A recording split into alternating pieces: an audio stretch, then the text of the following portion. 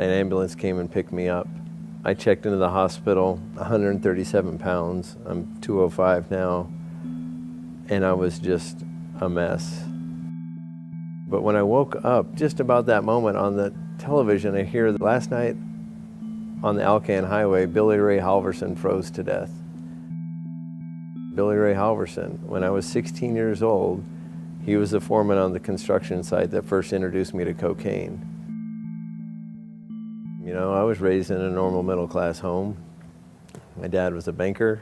My mom was a special ed teacher, and was raised pretty well, you know. You know, when I used to hear the word addiction, I thought about people living under bridges, people that were homeless, people without means, people without willpower. The word addiction was synonymous with loser for me until I realized I became one. Addiction is a disease that nobody wanted. It has physiological, spiritual, emotional components, but it can remain in remission for a lifetime. If you're diabetic, you're going to see a physician. Addiction is no different. It is a disease. And I think one of the things that Hazelden is doing a really remarkable job at is trying to reduce that stigma. We leave shame and guilt at the door, and we deal with personal well-being and professional integrity at the exit. This facility sent out a car. I got picked up. I was still pretty weak. They rolled me down in a wheelchair to my assessment with the nurse, and she checked on me for the first week. I was kind of a basket case when I got here, and I appreciated the comfort that they gave me. So there are a number of different assessments that happen within the first 7 to 10 days of treatment. The first being a nursing assessment. There's a chemical dependency assessment done by the primary counselor. We have a spiritual assessment, a family assessment, a psychological assessment. So a number of different assessments are completed in the first 7 to 10 days. Everyone that comes through the door gets a psychological evaluation, so that's a really important piece, is first of all that we're screening. From that we determine what would be good resources for the person while they're here. So they may be involved in individual therapy, they're going to likely be referred to a coping skills group. If they have a history of trauma, then we have a trauma group. If they have a history of eating problems, we would go to that. Problems with ADHD-like symptoms, so it's really individualized.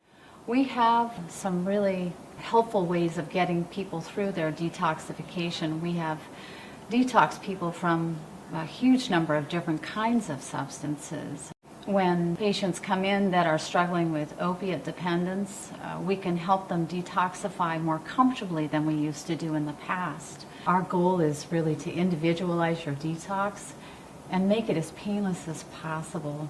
The experience of detox was pretty smooth for me. I was completely stabilized in 2 days, and then I was able to enter into the residential treatment facility. A typical day for treatment starts with waking up in the morning and doing morning meditation. After they do meditation, they go to breakfast. They have breakfast and meal for an hour, and that is right on the heels of going straight into group. So they have lecture every morning at 9 a.m. Then in the afternoon, we ask them to exercise every day. And then after exercise, they have their dinner. And after dinner, they actually have a group. So we do have a group every evening from 6 to 7 into the evening.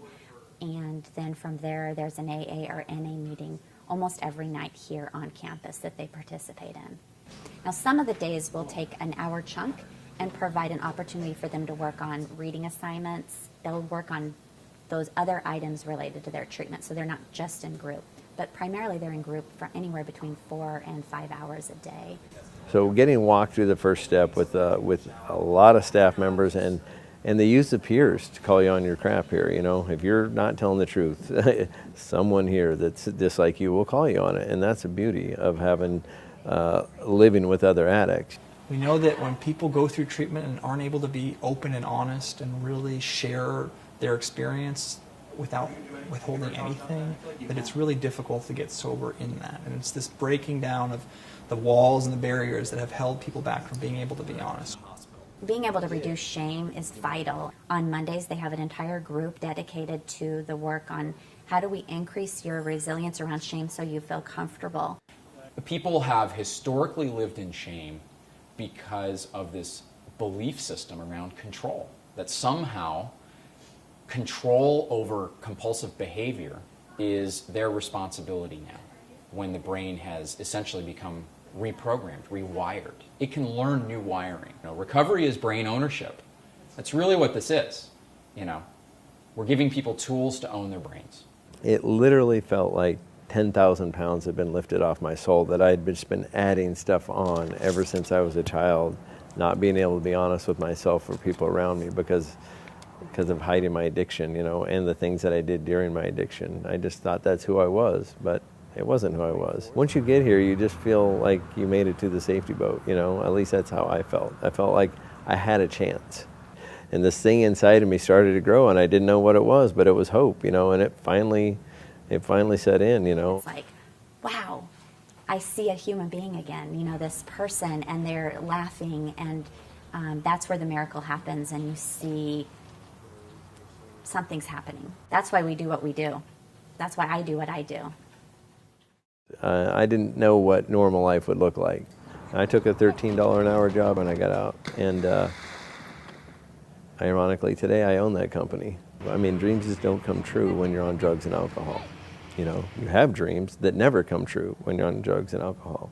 But when I got them out of my system, good things started happening. I'm still Paul Ridgway, and now that I don't use drugs, I've had a pretty good life.